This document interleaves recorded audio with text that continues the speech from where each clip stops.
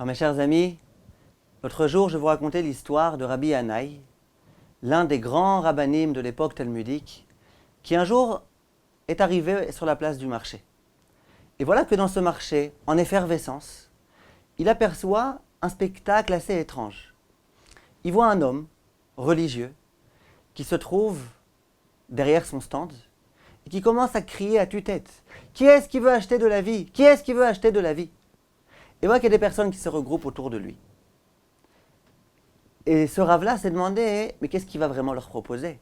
Il va vraiment leur vendre de la vie? Comment on peut vendre de la vie? Ça veut dire quoi? Lui aussi, il s'est approché de cet homme-là. Il lui a dit, moi je suis preneur, j'ai envie d'acheter de la vie. Et voilà qu'à ce moment-là, cet homme-là a sorti de son stand un livre de Tehillim. Et il lui a dit, je vais te dire, regarde, il y a un verset dans les Tehillim, dans lequel il est écrit, Mi ha'ish echafetz chaim, qui est l'homme qui souhaite vivre? Ohev yamim lirot tov, qui veut une bonne vie, une belle vie, voir beaucoup de bien dans sa vie. Quelle est la réponse? Netzor leshonecha amera, usfatecha midaber mirma. Fais attention aux mots qui sortent de ta bouche. Fais attention à ne surtout pas tenir de propos calomnieux. Fais très attention à ça. Et si tu fais attention à ça, tu auras le droit à la vie. Et à ce moment-là, Rabbi Yannai, au lieu de lui dire, tu sais, tu m'as rien appris, parce que ce verset, je le connaissais avant même d'être venu ici, tu m'as rien apporté du tout, au contraire, il le remercie 1000 fois. Et il lui dit, tu sais, tu m'as enseigné aujourd'hui un enseignement de première grandeur. Toute ma vie, lorsque je récitais ce verset, j'avais jamais compris le véritable sens de ce verset. Jusqu'au jour d'aujourd'hui où je t'ai rencontré, où tu as été capable de me donner le sens du verset. Et la question qu'on s'était posée, c'était comment ça se fait? Qu'est-ce qui lui a apporté ce jour-là, ce colporteur? Qu'est-ce qui lui a apporté de tellement fabuleux? Le sens du verset, il le connaissait déjà. Ce colporteur-là, il n'est pas venu pour lui enseigner un chidouche. Il lui a dit aucun commentaire sur ce verset.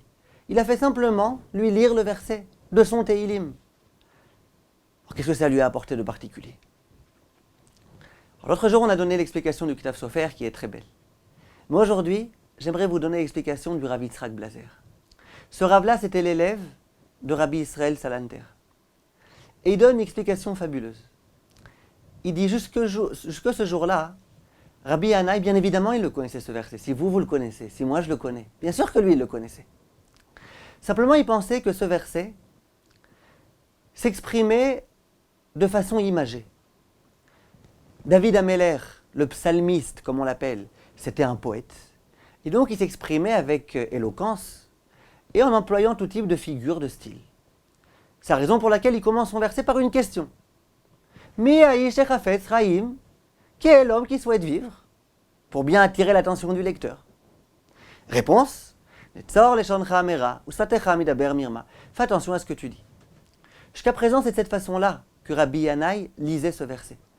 À savoir, tu veux vivre? L'idée de la vie, l'idée philosophique de la vie, ce que ça signifie, je ne sais pas exactement. Fais attention à ta bouche. Tu fais attention à ta bouche, tu te comportes bien, tu pourras vivre. Pour lui, c'était une idée philosophique. C'était un verset, tu veux vivre, d'accord. Jusque ce jour-là, où il a rencontré ce colporteur. Ce colporteur, il se trouvait au marché. Et dans ce même marché, il y avait des vendeurs. Il y a un vendeur qui voulait vendre des pains, il y a un vendeur qui voulait vendre des fruits et des légumes, il y avait un vendeur qui vendait tout type d'autres espèces. Et voilà que dans ce marché, il y a un homme qui vient et qui vend de la vie. Et lorsqu'on s'adresse à lui et qu'on lui dit combien ça coûte la vie, 1 année de vie, 2 années de vie, une vie de meilleure qualité, il dit, vous voulez savoir? Regardez, David Ameller nous l'enseigne. Tu veux vivre? Fais attention à ta bouche. Ce jour-là, Rabbi Yannai a compris quelque chose. C'est qu'au même titre qu'on peut acheter des tomates, ça s'achète, c'est quantifiable, on les achète au kilo. De la même façon qu'on peut acheter du pain, on l'achète aussi. Une baguette, ça coûte tant et tant, 2 baguettes, tant et tant. De la même façon, on peut acheter de la vie. Ça veut dire quoi?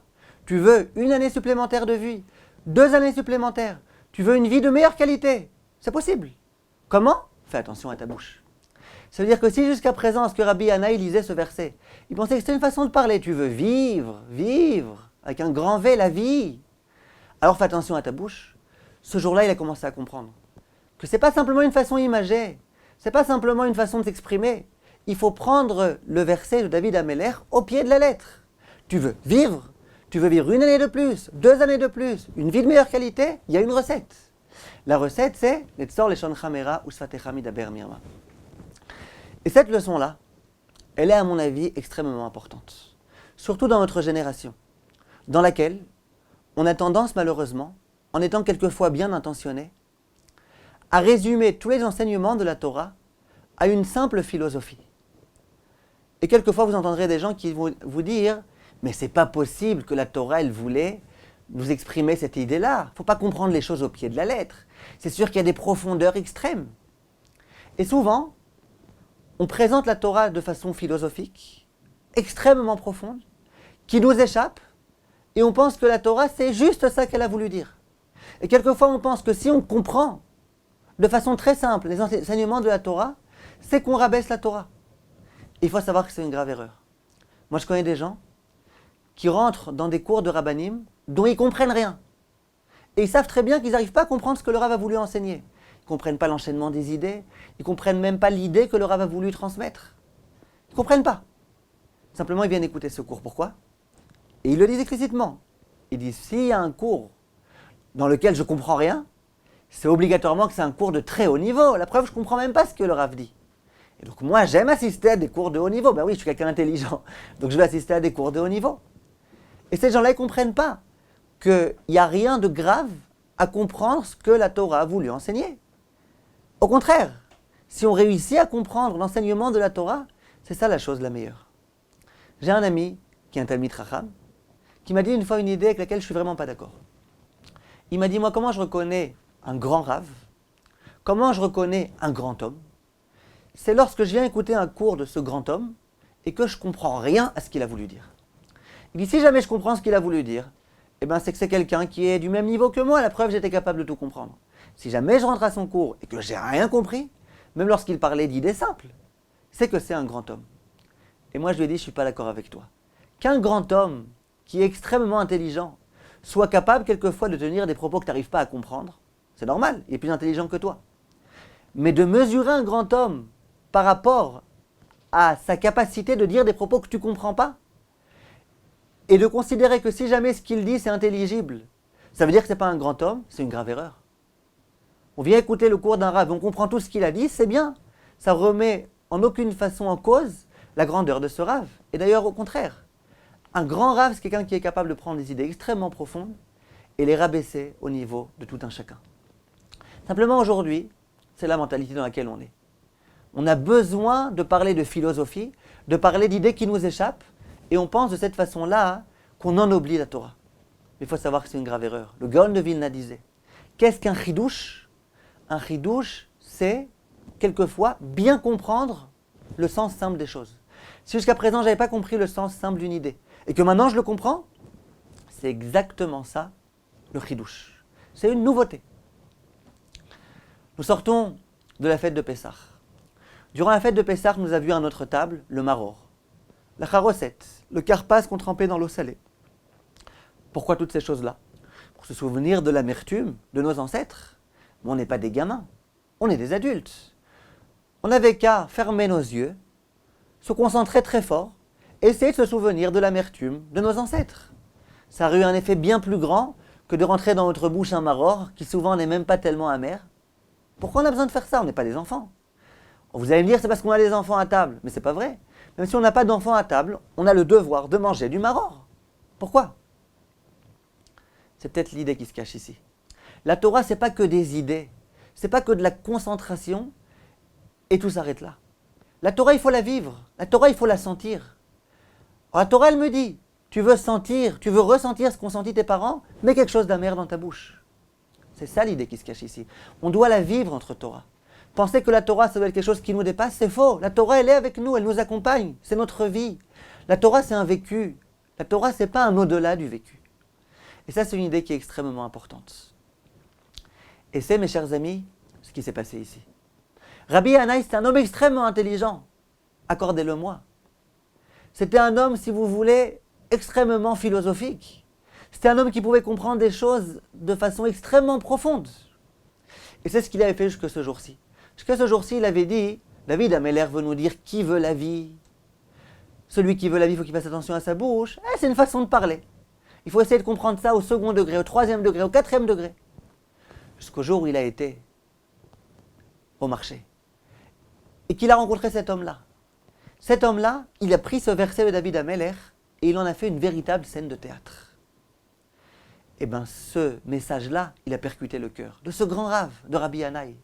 Rabbi Yannai, ce jour-ci, a compris que ce verset-là, c'est un verset qui me concerne.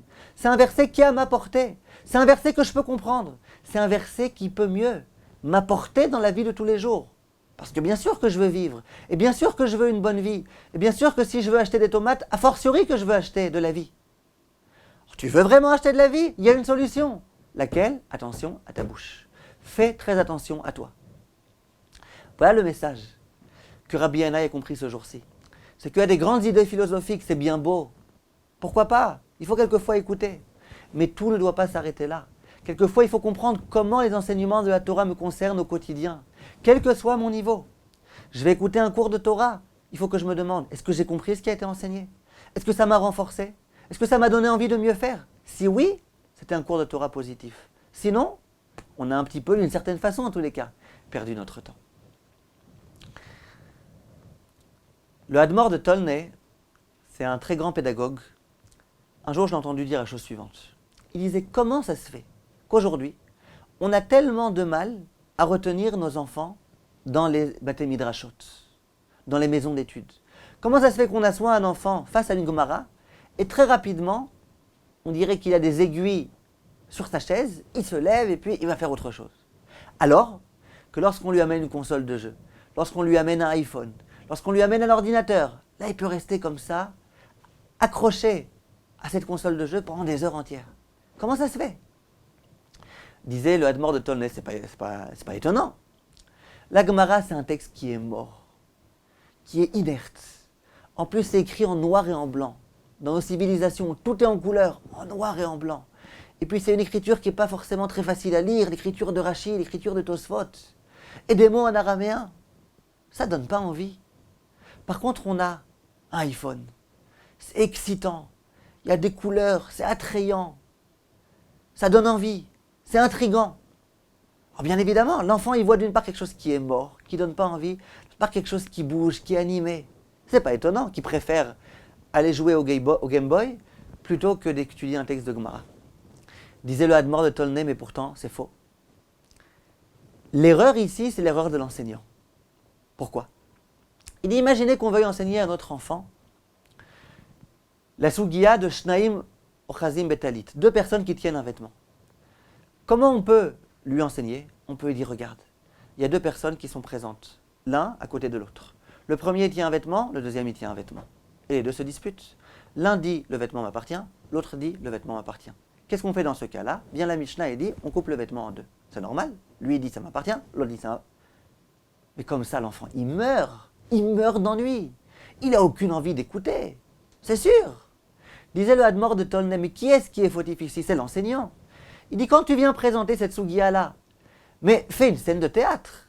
Lève-toi, prends un vêtement, dis à l'enfant, allez, tiens ce vêtement. Oh regarde, moi je dis qu'il m'appartient ce vêtement, tu dis autre chose? Vas-y, explique-moi pourquoi. Tu veux un coup de poing? C'est le mien, c'est moi qui l'ai pris. Et l'autre, non, c'est moi. Fais comme ça, mets de l'ambiance. Que l'enfant comprenne qu'il y a vraiment ici une problématique, qu'il y a un enjeu. À qui appartient le talit? Allez, viens, on voit qui est-ce qui a raison, viens, on se dispute.